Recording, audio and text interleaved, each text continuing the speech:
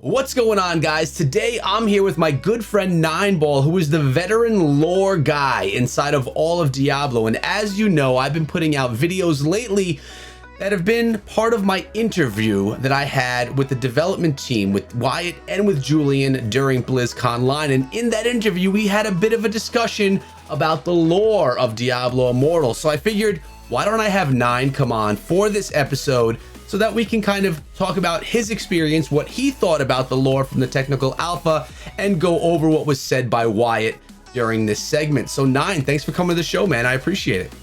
Hey, thanks for inviting me on. I'm happy to be here. It's always a pleasure. And if you guys don't recall, Nine and I did have a series exploring the lore of Diablo leading up to Diablo Immortal. And well, that's still a series on the channel if you want to check it out, if you're one of those lore heads like Nine is. But what we're going to do right now is take a look back at the interview that I had with Wyatt during BlizzConline and see what he had to say about the lore of Diablo Immortal. Let's talk about this. You could probably guess who this question came from, but I want to talk about the Heraldric Altar and introducing lore to the game. And is that, where are we going to get more story lore? Can you take a guess who asked that question? Nineball. Yes, very good. Very good. Nineball did come with that question. Put you on the spot and you got it.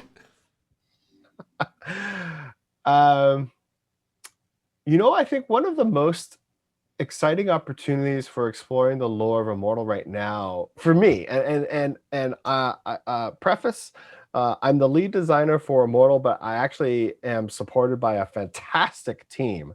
Julian, master of all things combat and razzle and blood, like he's your guy.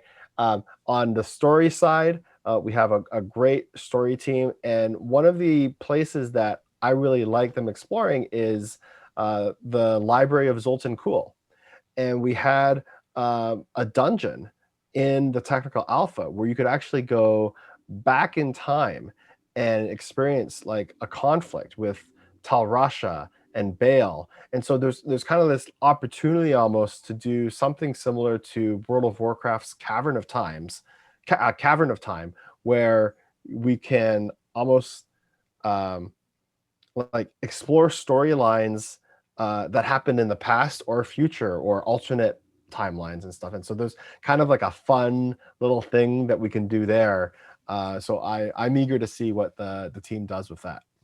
All right, sounds good. Yeah, I kind of tangented there. That's okay. I don't mean to downplay the importance of the story that we have. I mean, I'm also excited about just exploring all the possible storylines with the characters that we have now. We've got Vala and Josen. We're also exploring like Zul, the Necromancer, during the quest line of Ashwold Cemetery. So I think the storyline between Zul and Lethis. So being able to like explore the storylines of beloved characters and introduce new ones is exciting as well. All right, Nineball, Wyatt called you out right there. He knew that question came from you. How does it feel to be known as the lore guy for the Diablo series from the developer of the game? That's got to be cool. I guess I'm doing something right in that respect then. So it is, I'm honored to be remembered in that aspect. That's for certain. Yeah, I mean, I put him on the spot with that one too. There was no leading up to it, but he called it out. He chose it right. So it was perfect. And that was one of the main reasons I was like, we should probably have Nine on this episode.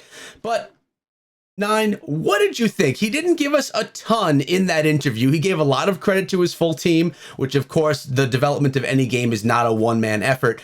But what did you think? He brought up some specific elements and specific times that went on inside of games of past. So why don't you throw in some of your expertise here? You could talk about what you know is coming, what you experienced in the technical alpha, plus obviously what was said in the interview. Oh yeah, I think I'm actually going to tackle this one kind of in reverse. Start at the end and then go more towards into the beginning of the question. Because like at the end, he goes through and he starts throwing out a couple of names like Vala, Josen, Zul, and such. And those are characters and figures, from the lore and the background. Particularly Vala is the demon hunter from Diablo 3 and Zul is the necromancer from Diablo 2. And so it was cool to go through and see some of those characters interact with them. As we go and we play through the story of Immortal. It's one of those ones that if you're a longtime fan of the franchise, it's got that little nod, that little tie-in, Mhm. but it's also a jumping board for those that if Immortal is going to be your first game and you like those characters and you see more of them, you want to find out more. It's great to go through, and that there's a wealth of knowledge about those people, that exist out there. Or even, Josen, just like kind of like a minor character, that's kind of Vala's teacher that really only appears in a short story, Hatred and Discipline, that you can find over on Diablo3.com. And so it's cool to even see them go through and flesh out, some minor characters that we could see more of these people that have existed maybe in the short stories or in the novels come to life, in the game, and maybe actually get to see more of them, what they're about and what they're going through and doing. Yeah, I mean, Um, throughout the whole technical alpha, it came up many times, not only about lore, but how they wanted to tie in the other games, from sound effects to characters, and they didn't want Diablo Immortal to just be this standalone game that had no connection. The connection makes sense coming from Diablo 2 leading into Diablo 3. So I like it as well. Not only the characters, not only the story, but also the gameplay, the sounds being used, things like that. So now back to your lore. Oh yeah. And those are all very good points. And Immortal, like being in the middle between Diablo 2 and Diablo 3, gives such a great jumping point, into those aspects. But I think, like, he doesn't say, too much. The game hasn't come out yet, and things like story and such are always difficult to talk about because you don't want to spoil things before people even have a chance to play the game. And I always understand and accept that. But him going through and talking about Destruction's End, the Library of Zoltan Kuhl, and then he goes through and he drops that Caverns of Time. That, if for anyone that's never played World of Warcraft, that is actually huge. That's actually really big. For those that might not know, the Destructions End in the Libraries of Zoltan Kuhl is where you go through and you replay Zoltan Kuhl's memory of when the Haradrim defeated Baal some 3 centuries beforehand, out in the deserts outside of Lut Gholein, in order to defeat him and trap him inside the Soul Stone.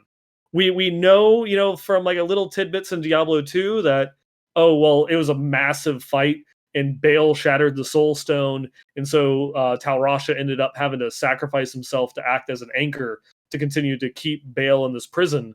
But you never got to see how it happened, and now we did. We get to see that climactic showdown between the Haradrim and Baal, because they're using it as a device to kind of like go backwards in time, but in a way that doesn't like change events, because you're just reliving memories. Mhm. Zoltan Kuhl has kind of like found a way to codify his memories for others to experience them. And then, when he mentions Caverns of Time in World of Warcraft, that was like kind of like a gameplay mechanic, because people, when WoW first came out, people wanted to see like Warcraft 2 or Warcraft 3. I wanted to relive these battles in these previous games in the WoW engine. And so they did that. You got to go through and do like these big epic moments from previous games in World of Warcraft, and it all kind of like makes sense from the lore point of view. And so when he goes through and says that, that's like the jumping board. There are so many other things that can be done, because just like going through and defeating Baal, that's only a third of the story of the original Haradrim. There was also going through and capturing Diablo, the defeat of Mephisto. The some of the lore accounts for Mephisto were, fighting an army of the undead and then having to assail this giant bone fortress before they were able to go through and cast down Mephisto, the Lord of Hatred, and all those other types of stuff. There's so many cool little tidbits, or just like half passages in lore of really cool mechanics or events that we could always go back and replay. And it's something that the community itself has been asking for or wanting.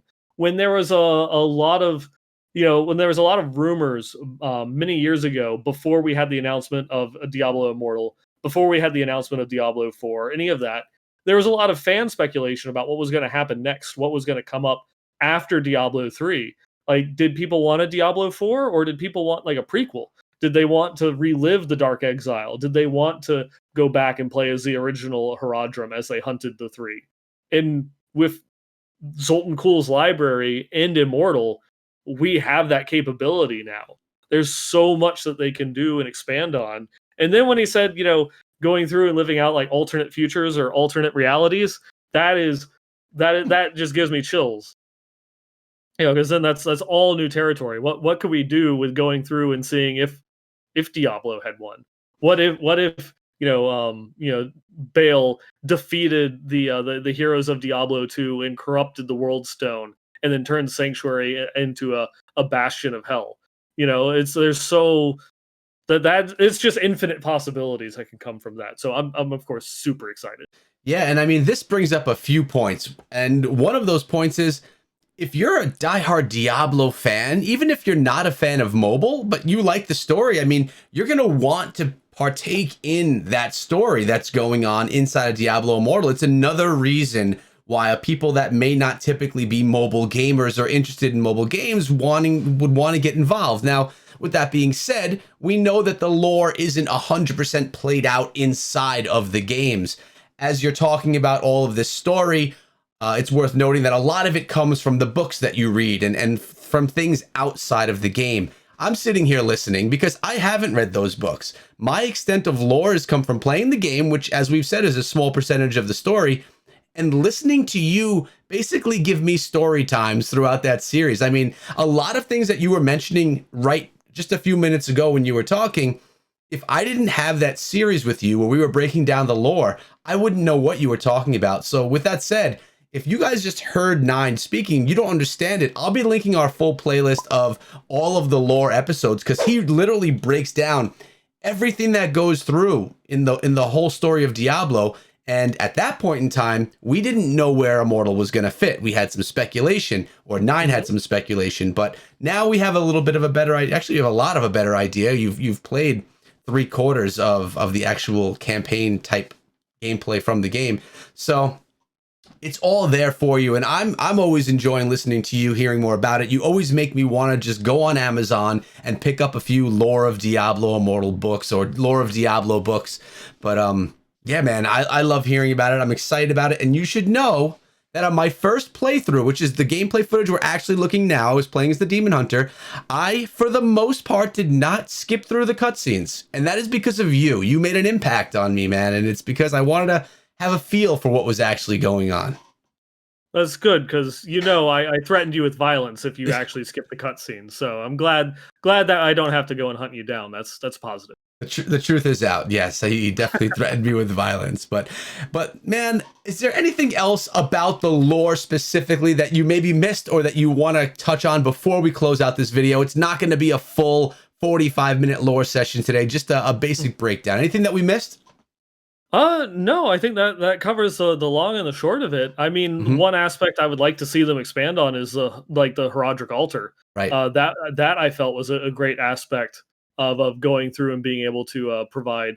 It was only like half implemented in the alpha. You didn't get to actually see like the lore entries, but it's something that harkens back to like the original Diablo, that as you killed the creatures, you learned more about them. Right. And so you would get stats and story of them. That's kind of what the altar looks like it's going to be. So I hope to see more of that in the future. Yeah, I really like the idea of the altar. I love the artwork of the altar. But that was actually one of my things that I questioned when I had my discussions with them post the technical alpha was, how is this actually going to play in? And I could see 100% how it's going to play into lore. I mean, at that point in time, we were just getting monster essence. When you got 10, you unlocked more and you got loot. But there was no more substance to it. But like you said, everything was blurred out. The story of the monsters wasn't there. But it does open up a platform for lore to be interjected into the game, which is amazing. But Nine, I mean, word on the street is that you talk about lore more often than when you're just here on my channel. This is true. This is true. I go through, I have my own podcast. It covers lore as well as just like general Diablo news, not entirely focused on Immortal, but anything going on in the Diablo community.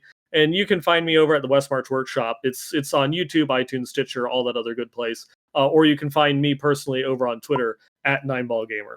Yes, and I'll be linking all of Nine's stuff down below. He's also been on the Immortal podcast with me and Scrappy Academy. That was a couple of episodes ago. We have to have you back on again. It's just always good to have you on, whether we're talking about lore or not. You're not only the lore guy, you're also the Diablo guy. And I get the feeling that yes, I have a large mobile audience here, an audience that's for Diablo Immortal. But when these people get their hands on the game, they're gonna not be Diablo Immortal people. They're going to be Diablo people. We're going to have gamers that get introduced to Diablo on phones and on tablets and then are like, oh my God, I'm going to go pick up Diablo 3 because I can get it cheap right now because because I'm now addicted. And it's going to, I mean, I predicted this is off topic, but you know, Blizzard implementing a brand new Diablo story on mobile is basically advertising all of the older games as well as Diablo 4. You're going to have people that are just falling in love with it. And I think it's a massive play coming to mobile, not only because they're going to do well on mobile, but because it's going to just enhance what they do on platforms as well. You're shaking your head. You agree with me? Oh, 100%. It's one of those ones, whether your first game, you know, was Diablo 1 or whether your first game is Diablo Immortal, you know, if you pick it up, you play it and you like it, you're part of the Diablo community. Doesn't matter what your platform of choice is, you know, you're a Diablo fan, and we welcome you in. Yeah, and I'll tell you what, I mean, I've had a bunch of amazing experiences already with Diablo Immortal, and the game's not even here, just BlizzCon, meeting a great community of people, and that's exactly the example right there. This is like a family of people just ready to welcome you. So Nine, thanks so much for coming through. I appreciate your time. Guys, make sure you check him out. All the links are down below. But Nine, have a good day, buddy. You too. Thanks again. All right, take care, guys, and be good. If you guys missed the previous episodes from my interview with Wyatt and Julian, these are going to be linked down below. And if they're for some reason not because I forgot, you can go to the main page of my channel and check out everything throughout this 30-minute interview.